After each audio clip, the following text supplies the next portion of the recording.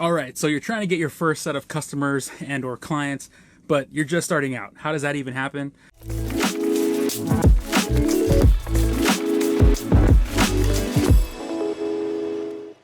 We all have to start from somewhere, and it's a big question I tend to get from a lot of entrepreneurs that are just starting out is, Oscar, I'm starting my business. I want to do, X, Y, and Z, but I'm just not sure how to go about getting, my first sale, whether that be a client and or a customer for a one-off product or things like that. So I kind of want to spend some time talking about that. Now, the first thing that I want to tell you is work for free. Right now you might be like, Oscar, what are you talking about? I got bills to pay. I got family to support, all that kind of stuff. Believe me, I understand where you're coming from. However, you have to understand that you don't have as much leverage as you can in the beginning when you're just starting out, especially if you're doing like client work, done for you services, right? If you have a product, right, this is kind of like your beta group. You're giving this out to beta testers to make improvements into your product. Okay. Now, on the other side, right, for client work, people need to, again, know, like, and trust you. And there's no better way of doing that than with free. Okay. And the best thing you want to do is just have a straight up conversation and be completely honest and say, listen, here's what I know how to do. Here's what I want to do for you.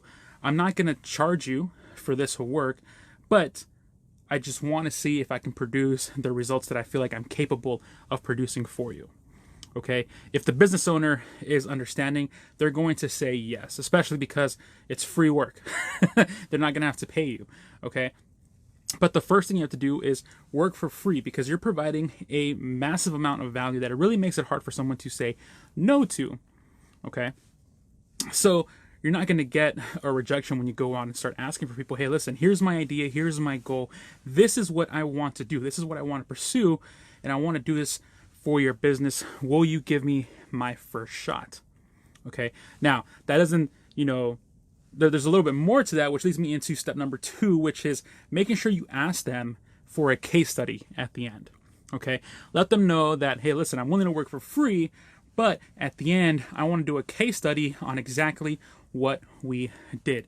And when you're looking for a case study, it's kind of like a more in-depth testimonial. Okay. You want to document everything that you do.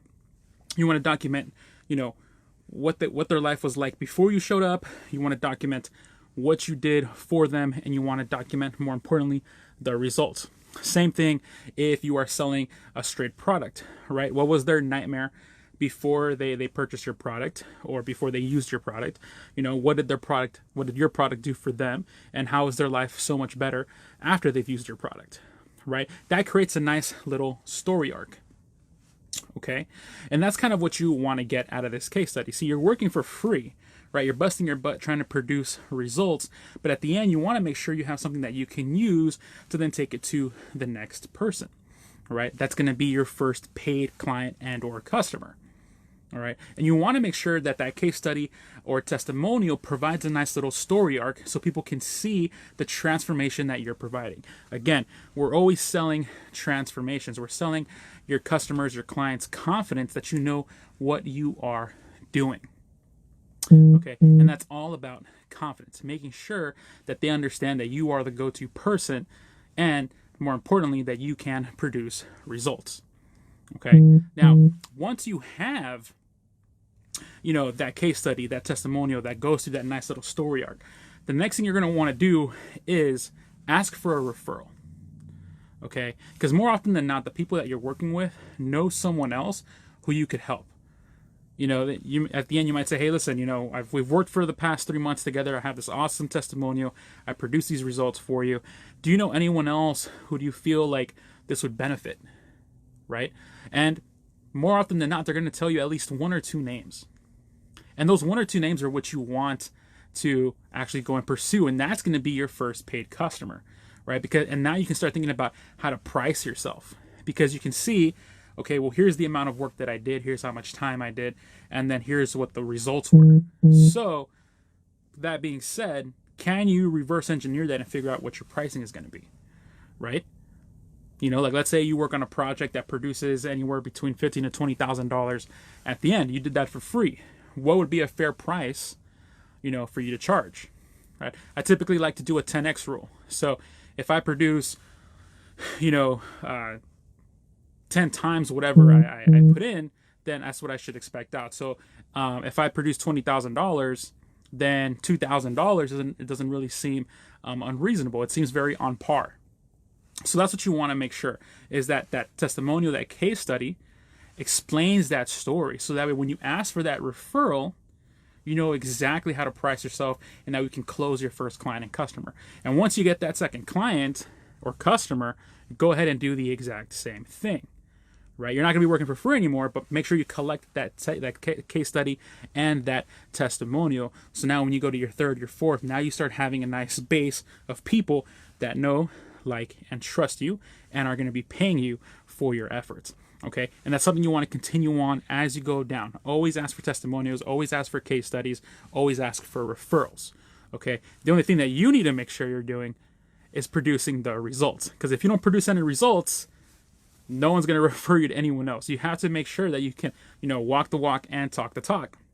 And you can back up what you say through your result. So results are key, but it all starts with free, especially if you're just starting out.